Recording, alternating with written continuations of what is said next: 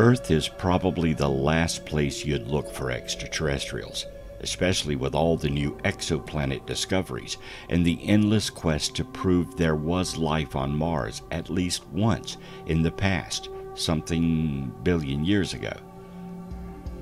But are we looking too far? Some scientists are less out there and more down to earth, literally, when it comes to finding traces of alien life forms. Not that these hypothetical aliens are actually crawling around our planet. What these scientists argue is that they may have dropped by before humans even existed and left behind techno-signatures, such as radios, rockets, or other tech that might have been lying deep underground or floating around in space for eons. Astrophysicist John Wright has elicited more than a few eye rolls with a controversial argument that was recently published in the International Journal of Astrobiology. He believes that techno-signatures from an alien species that landed not just on Earth or the Moon, but even Mars before its atmosphere was obliterated, or Venus before it became a swirl of toxic clouds, could have possibly survived somewhere. While Venusian clouds and volcanoes would have long since eroded and liquefied any shred of evidence, he still believes it is possible something could be buried on Earth, Mars, or the Moon if it hadn't long ago become space junk. If a prior technological, perhaps spacefaring species ever arose in the solar system, it might have produced artifacts or other techno-signatures that have survived to present day.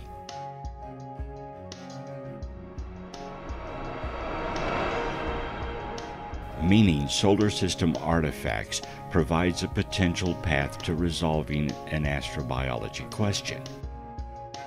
Wright doesn't believe aliens actually lived on Earth, and even if they had, erosion and ever-shifting land masses would have turned any trace of them to dust.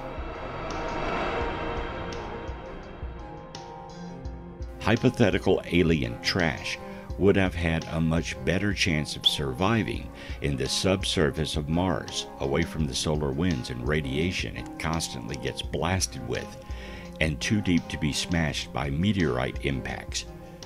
The red planet also has no plate tectonics to crush any ancient computers or whatever they might have scattered around. Other scientists are more skeptical, possibly because we haven't yet found any prehistoric ray guns or radio transmitters next to a T-Rex skeleton.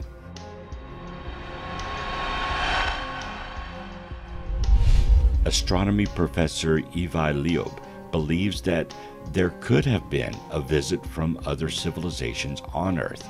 The search for extraterrestrial artifacts is more likely to find techno-signatures in space, though, however unlikely that still is. The most effective way to zoom in on something unusual would be a sky survey. Whether we'd actually recognize something as alien, even if we saw it, is an entirely different thought to keep both scientists up at night. Supporters of the drive to find extraterrestrial artifacts are already peering deep into space in a bid to discover cities, satellite networks, or gigantic megastructures. Some even think our own solar system could contain probes sent by an advanced civilization, wreckage from old spaceships, or even evidence of ancient settlements on planets like Mars or Venus. Yet other experts slam this headline, grabbing easily sensationalized discipline as entertainment science, and question whether there's any point looking for such tiny needles in the mega haystack of our breathtakingly gigantic universe. Avi Loeb, chair of the Harvard University Astronomy Department, is among the world's most respected astrophysicists. He stunned the scientific community by refusing to rule out the possibility that a strange cigar-shaped object which sped through our solar system may have been alien in origin. Astronomers named the space rock Oumuamua, Hawaiian for scout, and said it was an interstellar visitor which formed in another star system before traveling here through the void of deep space. He did not simply dismiss the idea that it was built by an extraterrestrial civilization and suggested it could have been a light cell craft, calling on his fellow scientists to keep an open mind about its origins. What sort of alien technology are astronomers searching for right now? Well, examples include artificial light, industrial pollution, or reflection of starlight from solar cells on the surface of planets around other stars, megastructures, or fleets of satellites. Space archaeology with our best telescopes might reveal technological equipment floating in space, similar to the 2 Voyager probes that we launched and are now leaving the solar system. But we should keep in mind that the travel time is very long between stars. It would take the Voyagers about 100,000 years to reach the nearest stars to our Sun. The equipment could therefore be defunct if it belongs to a civilization that died by now.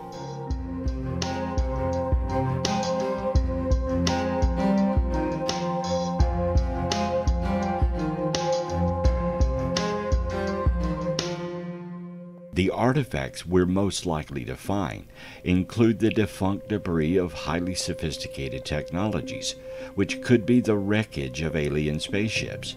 Perhaps our best way to put our hands on them is to find objects that collide with Earth and survive as meteorites.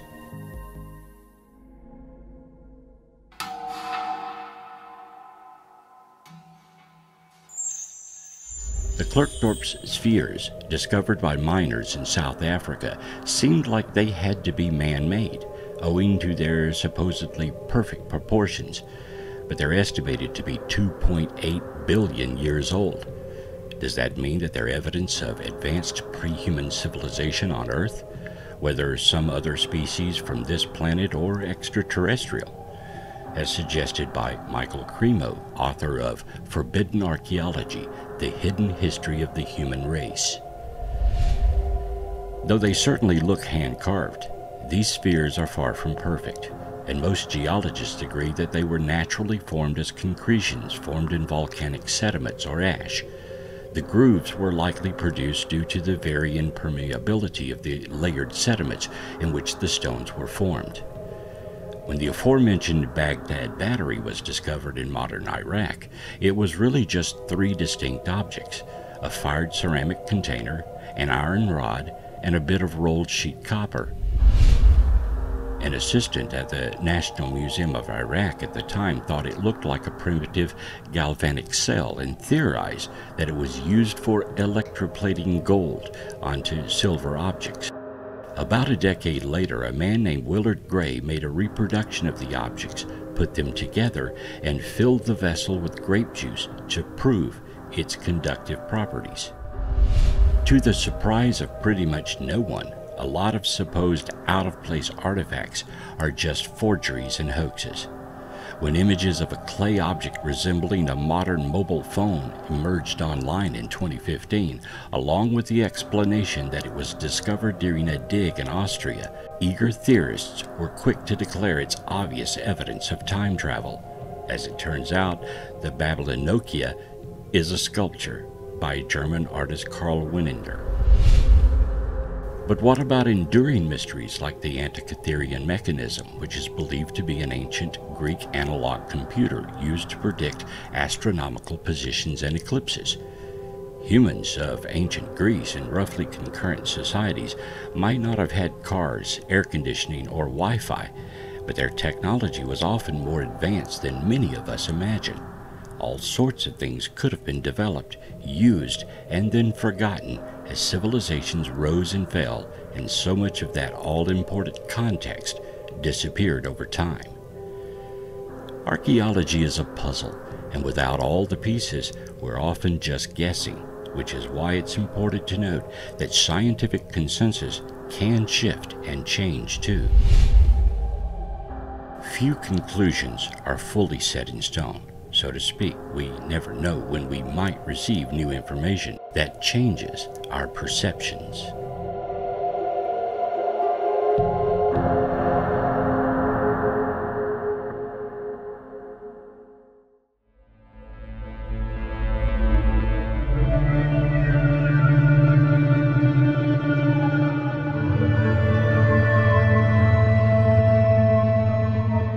If you take a tube of copper, a rod of iron, and put them in a clay pot filled with juice or some acidic liquid, do you know what you get? A battery, that's what. Kind of like the potato clock novelty science toys you can buy. The clay pot battery will actually work. Man has known about electricity since old Ben Franklin flew a kite in a storm, or so we are told. What if batteries were around centuries ago? Well, apparently they were, or so it seems. The Baghdad battery is a set of 3 artifacts which were found together: a ceramic pot, a tube of copper, and a rod of iron. It was discovered in modern Iraq, close to the capital of the Parthian Empire, from around 250 BC, and is considered to date from that period. Its origin and purpose remain unclear, and further evidence is needed to explain its purpose. It was hypothesized by some researchers that the object functioned as a galvanic cell or battery, possibly used for electroplating or some kind of electrotherapy. But there is no electro-gilded objects known from this period.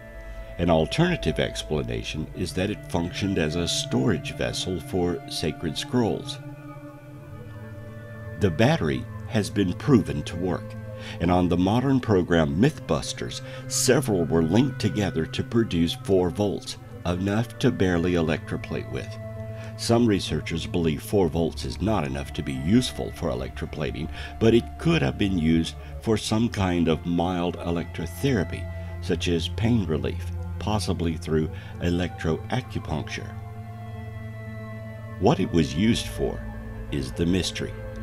That it was real and did exist is not a question. An over 2,000-year-old battery makes you wonder if it keeps going and going and going and going and going and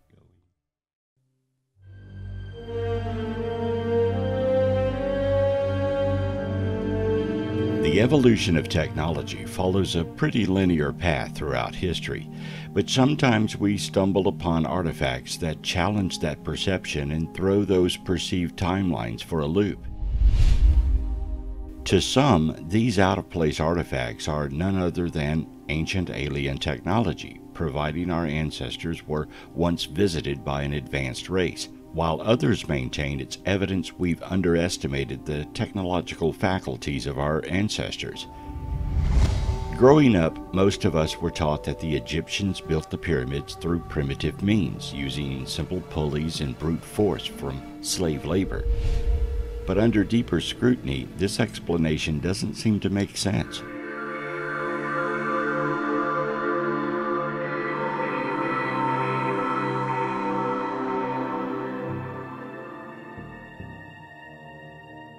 On a cosmic timescale, things don't tend to last very long after their creators or maintainers go away.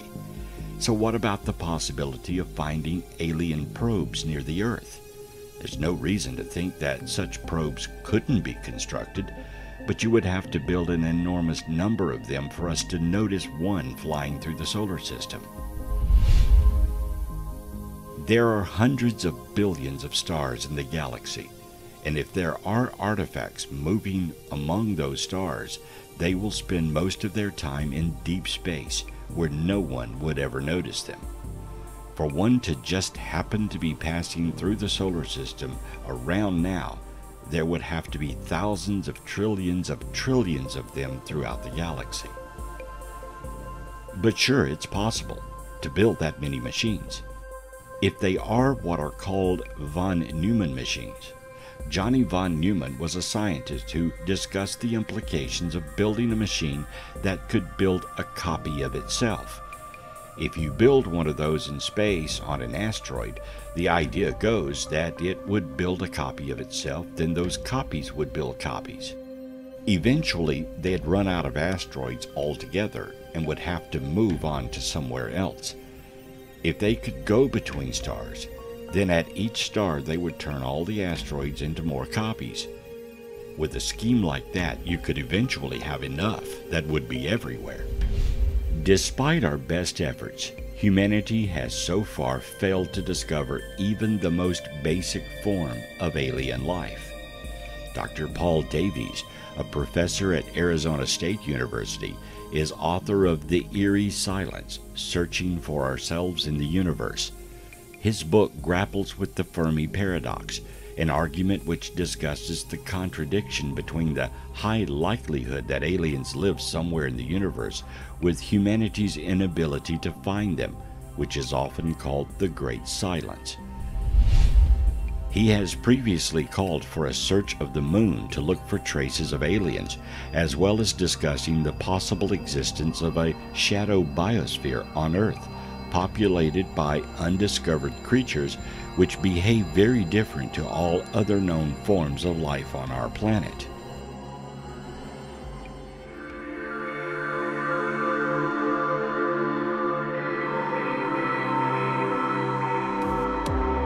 Lost civilizations, out-of-place artifacts, mysterious walls and monuments. Mankind loves a good mystery, but these items are also important from a historical point of view. Our history is fragmented, and much of it has been lost. We believe in a linear existence from one point in time to another. But perhaps history is not a straight line, but rather comes and goes in a curved manner of life on Earth. Instead of thinking we have one history, perhaps we have had several, with man or some being like man evolving up to a point, then being destroyed and having to start all over again. Is it possible that there have been several civilizations on Earth in its 4.5 billion years of existence? If artifacts and obvious machine technology found in ancient ruins are to be believed, then somewhere back in time there may have been other timelines and other civilizations before us. If so, which one are we? 4.5 billion years is plenty of time for several civilizations to have emerged, even advanced societies. Some say there have been at least 5 civilizations on Earth.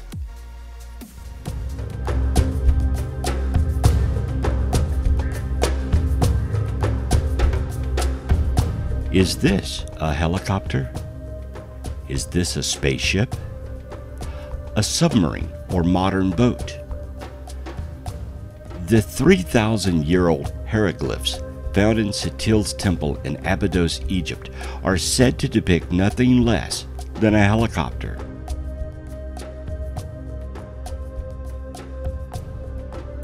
Plane and futuristic aircraft among the usual insects, symbols, and snakes.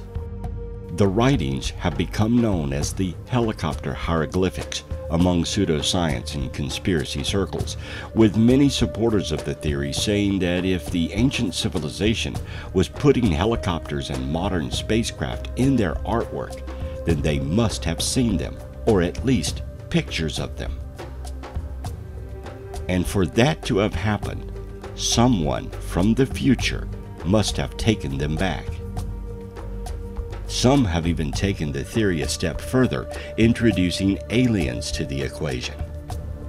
The question remains, why would ancient Egyptians depict a modern helicopter above a doorway in a tomb? If it's not a helicopter, then what is it? Why is it there alongside of what appears to be a modern boat or submarine and a science fiction style spaceship? What did the Egyptians know 3,000 years ago? And if they knew about helicopters, what else could be hiding in undiscovered tombs across the African continent?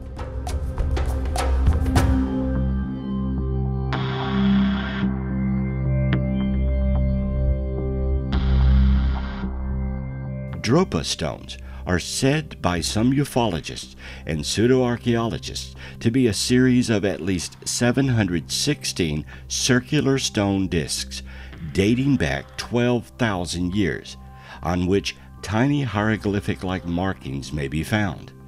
Each disc is claimed to measure up to 1 foot in diameter and carry 2 grooves, originating from a hole in their center, in the form of a double spiral. The hieroglyphic-like markings are said to be found in these grooves. No record has been found of the stones being displayed in any of the world's museums, and their current whereabouts are unknown.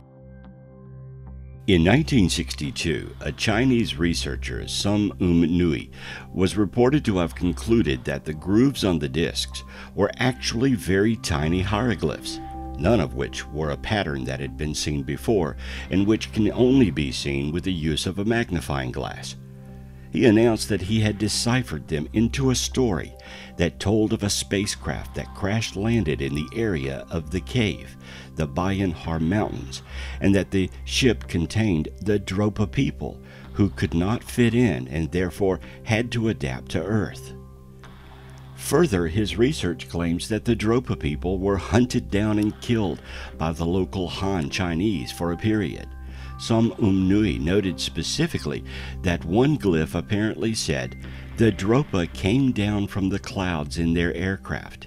Our men, women, and children hid in the caves 10 times before sunrise. When at last we understood the sign language of the Dropas, we realized that the newcomers had peaceful intentions." Sun Nui is said to have published his findings in 1962 in a professional journal and was subsequently ridiculed and met with disbelief. Shortly afterwards, he's said to have gone to Japan in a self-imposed exile, where he died not long after he completed the manuscript of his work. The stones themselves seem to have disappeared. The stone discs were supposedly stored in various museums across China. However, none of these museums have any records or traces of Dropa stones ever being there. They obviously existed because there are photographs of them. What are these stone discs, and where did they come from? Is the story they tell true, and if so, is there any proof other than the stones? The mysterious discovery was allegedly made in 1930 when Chi Pu-ti, an archaeology professor at Peking University, and his students were on an expedition to explore a series of caves in the inaccessible mountains near Tibet, which were supposedly carved artificially in a system of underground tunnels and pantries. Now, according to these events, it said that Professor Chu Pt and his students found tombs with skeletons of 4 to 6 feet in height buried inside them. The skeletons had abnormally large heads and small, thin, and fragile bodies. In addition to the skeletal remains, Professor Chu Pt and his students discovered countless other items. After the studies on the Dropa stones, researchers turned their attention to the people in the area themselves. What happened to the Dropa?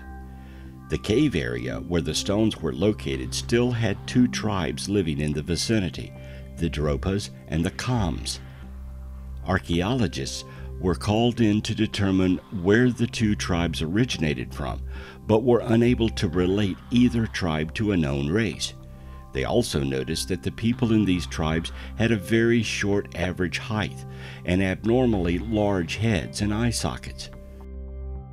They were extremely thin characters with a very obvious yellow tinge to their skin color. Could these be the direct ancestors to the Dropa?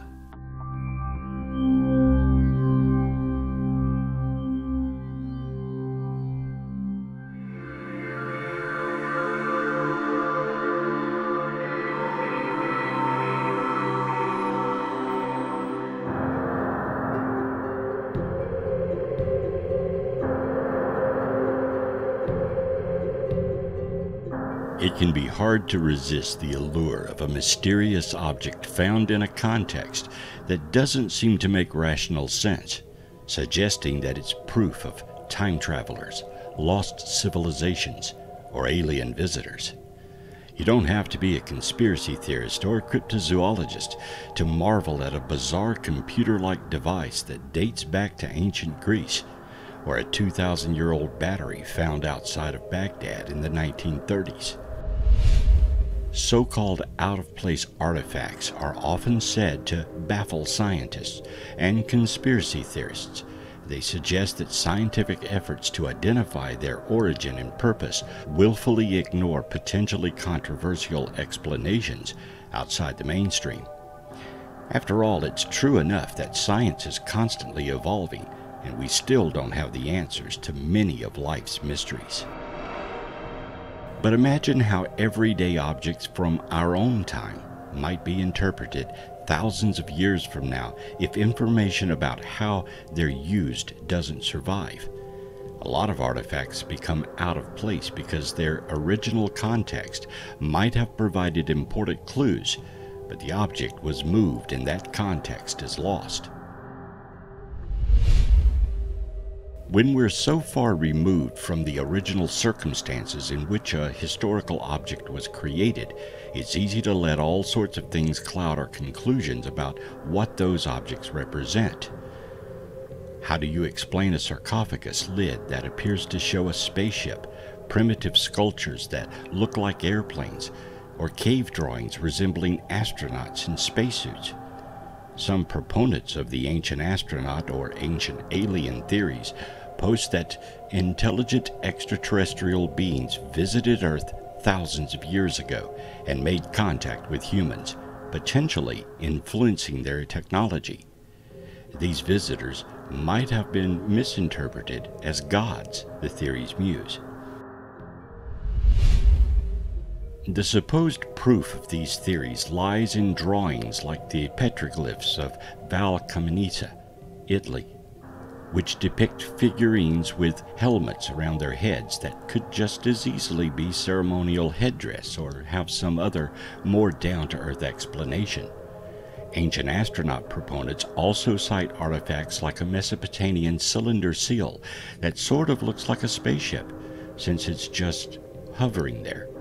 Although the first use of linear perspective wasn't seen in art until the 14th century, so the position of objects on a field in an ancient composition doesn't necessarily mean anything significant, or does it?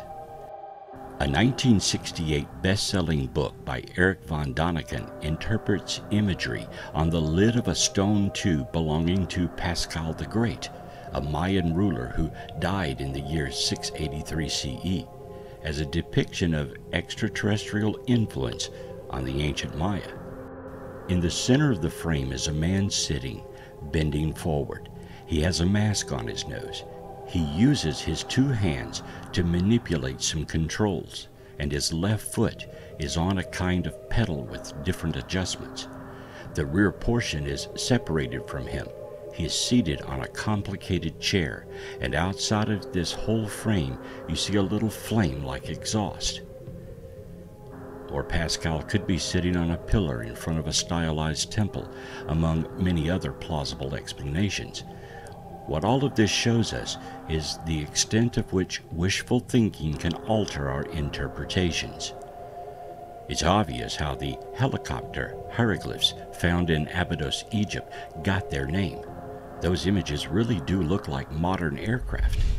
Then there's the Sakura bird, a sculpture made of sycamore wood discovered during the 1898 excavation of a tomb in Egypt, which dates back to about 200 BC. Some people have suggested that it might be evidence that ancient Egyptians developed the first aircraft many thousands of years ago, possibly with the help of aliens. The Quimbaya artifacts, a collection of tiny golden figurines found in Colombia and dated to around 1000 CE, look a lot like flying objects. When it comes to investigating out-of-place artifacts, the best tool might be Occam's razor, the principle that the simplest explanation is most likely to be correct. The simple explanation for all these objects is that we've taken a lot of inspiration from our airplanes, helicopters, spaceships, and drones from nature, and abstracted birds look a lot like planes. Archaeologists say the Quimbaya artifacts are just highly stylized birds, insects, and amphibians. The function of the Sakura bird is unknown, because very little documentation of the period survives, but no credible evidence of Egyptian aircraft has ever been found.